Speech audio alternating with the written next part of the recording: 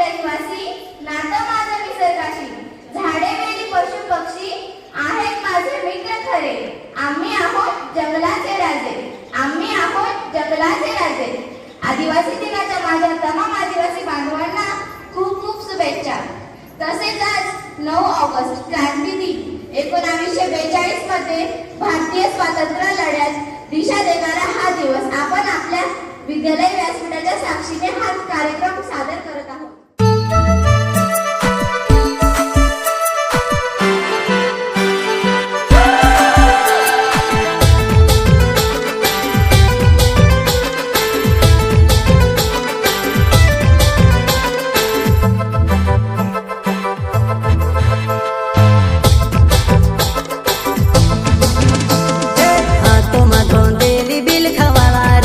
आदिवासी जंगल रखवाला रे, आदिकालसी जंगल में रह जया आदिवासी जंगल रखवाला रे.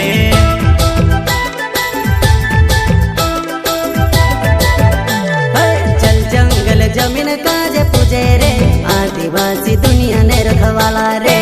बाप देव खतरी काज पूजे रे, आदिवासी सबसे निराला रे.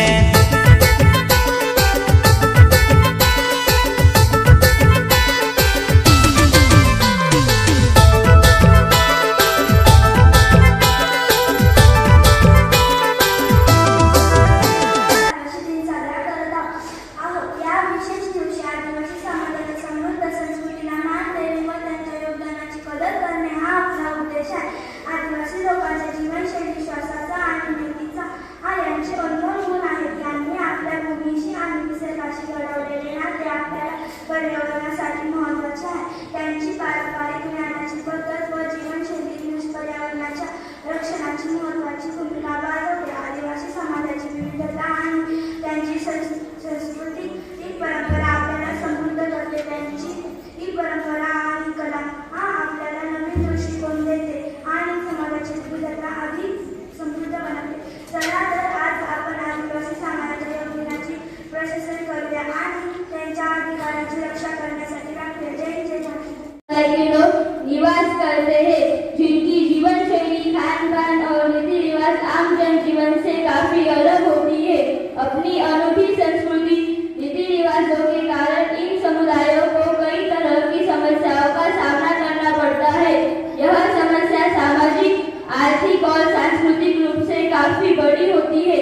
ऐसे में भारत समेत तमाम देशों में इनके बारे में जागरूकता बढ़ाने के लिए और इनके अधिकारों की ओर ध्यान आकर्षित करने के लिए हर साल दुनिया भर में हर साल विश्व आदिवासी दिवस मनाया जाता है. विश्व आदिवासी दिवस एक ऐसा अवसर है जो पूरी दुनिया के आदिवासी लोगों के योगदान, संस्कृति और अधिकारों को मान्यता देती है.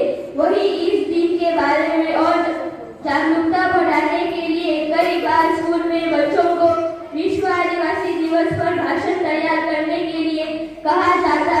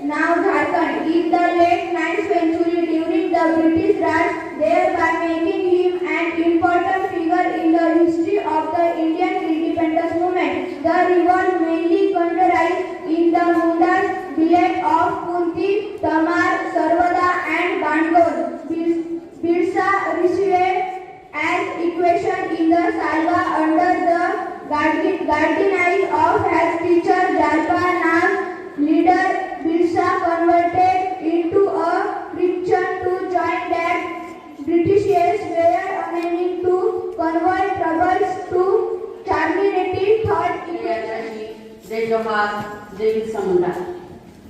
पाखरा संगी गातोय गीत, पाखरा संगी गातोय गीत, नदी नाल्यांनी आले संगीत, नदी नाल्यांच्या आले संगीत। जंगलात मी रहिवासी, जंगलात मी रहिवासी, या देशाचा मूळ निवासी, या देशाचा मूळ निवासी। सर्वप्रथम सर्वांना आदिवासी दिनाच्या खूप साऱ्या शुभेच्छा।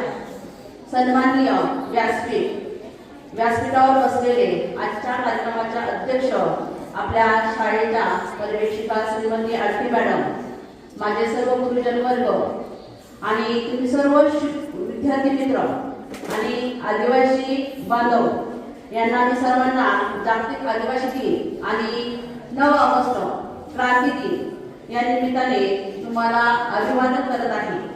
आता मी सर्वप्रथम बिरसा मुंडा यांविषयी बोलत आहे।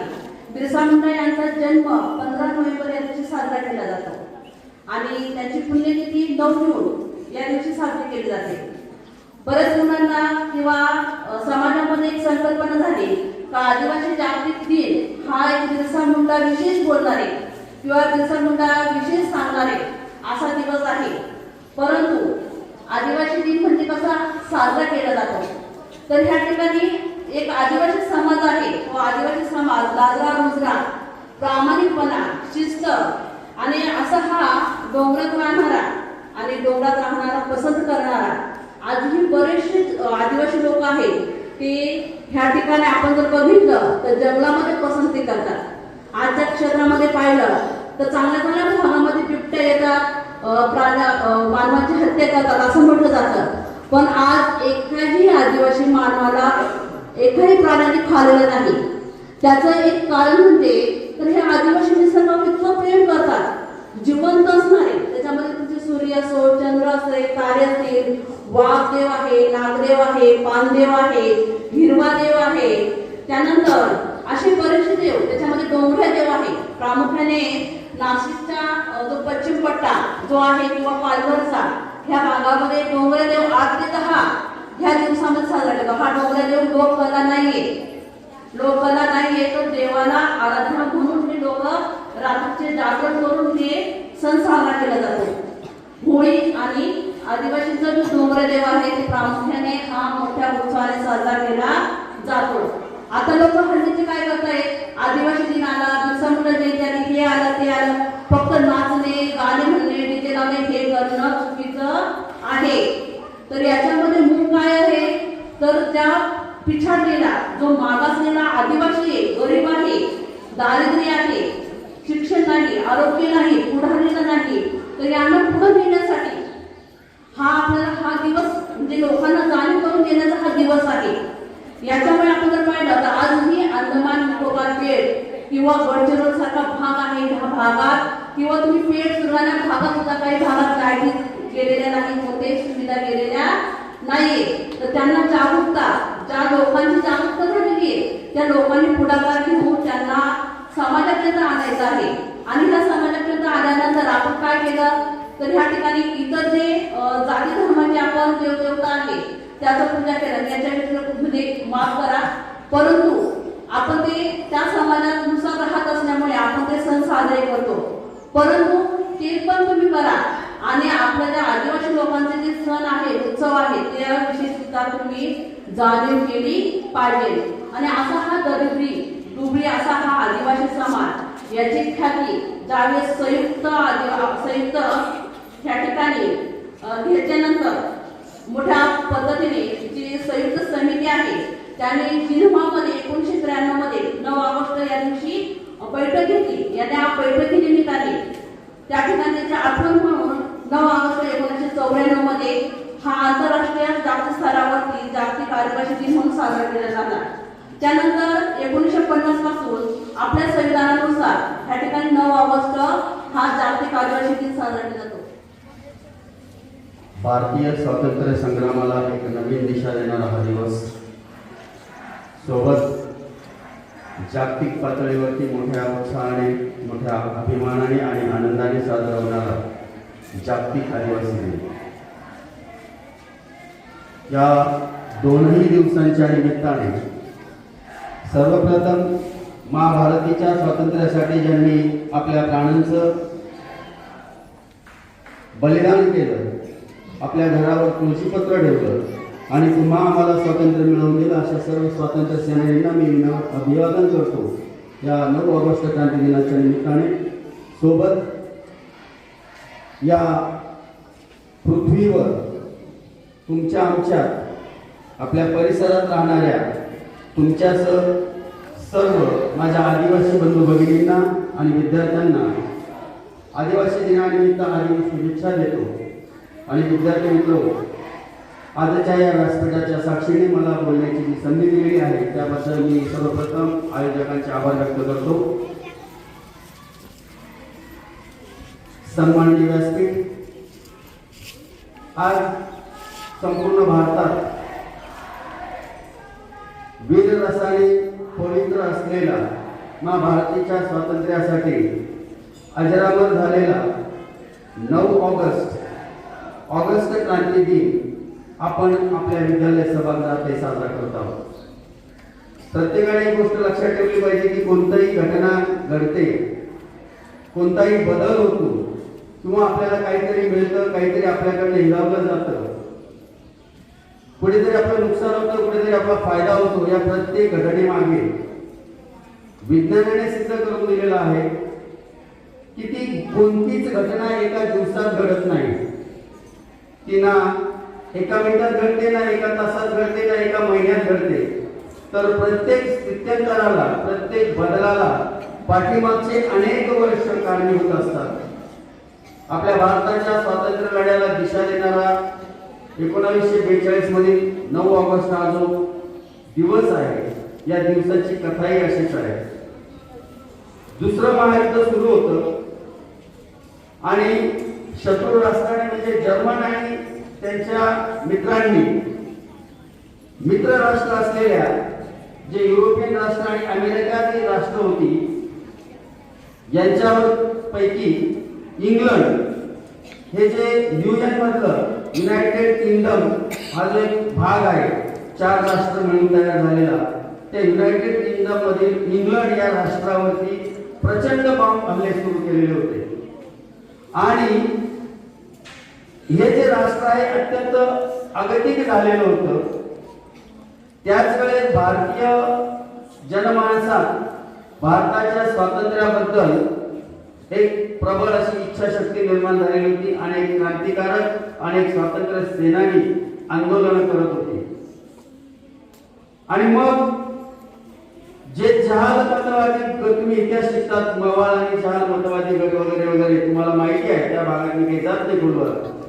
परंतु जनरली भारतातील 90% लोकांच्या मनात किंवा जे नेतृत्व करत होते त्यांच्या मनात एक विचार आला की इंग्लंड या दुसऱ्या महायुद्धाच्या काळात अत्यंत आगतिक झालेला आहे, तो भारताकडे युद्धासाठी सहाय्य करावं अशी विनंती करत आहे.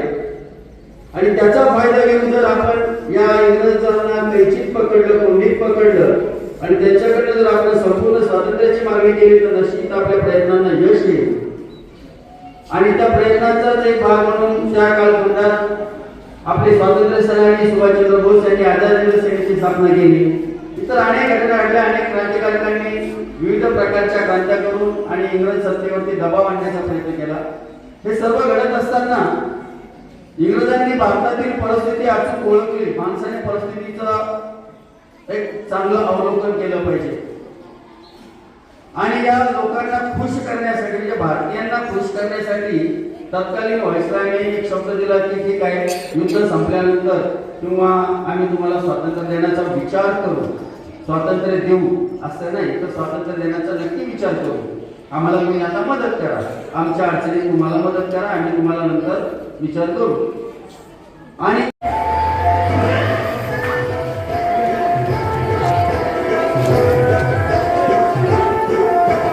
Jai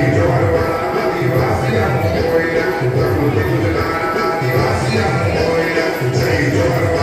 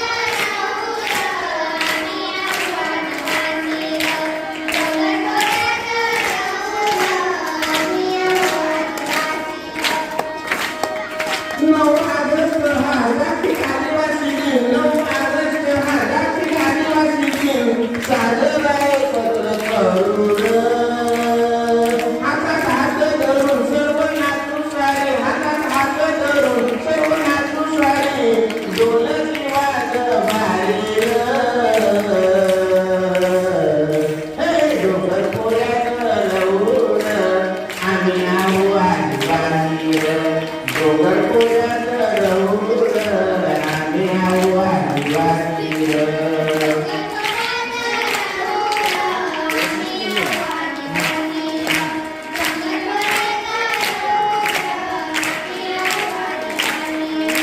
डोंगर पोऱ्यात लवून आम्ही आहो आदिवासी डोंगर पोऱ्यात लवून आम्ही आहो आदिवासी हे डोंगर पोऱ्यात लवून आम्ही आहो आदिवासी धन्यवाद.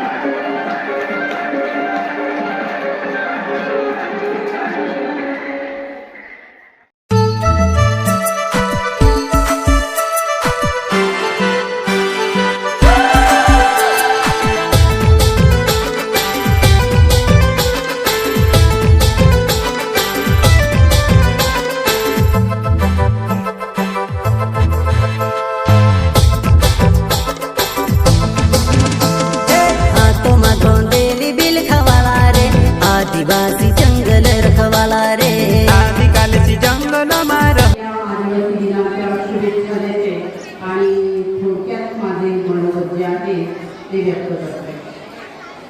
आज जो क्रांती दिन जसे आदिवासी दिन जो आहे, या आदिवासी दिनानिमित्त आपल्या शाळेतील जे विद्यार्थी आहेत या विद्यार्थ्यांनी आपल्यासमोर अतिशय सुंदर अशी माहिती तुमच्याकडे सादर केलेली आहे. त्याचबरोबर आपल्या पवार मॅडम ज्या आहेत यांनीही अतिशय छान माहिती या ठिकाणी सांगितलेली आहे. त्याचबरोबर आपला स्वातंत्र्याचा इतिहास जो आहे हा इतिहास जाधव टी सरांनी आपल्यासमोर मांडलेला आहे. त्यामुळे वेगळं काही सांगण्याची मला आवश्यकता वाटत नाही, परंतु तरी सुद्धा मी थोडक्यात माझे मनोगत जे आहे हे व्यक्त करत आहे. सगळ्यांनी अतिशय शांतपणे बसायचं आहे, त्याचबरोबर ताट बसायचं आहे, सगळ्यांचं समोर लक्ष असेल.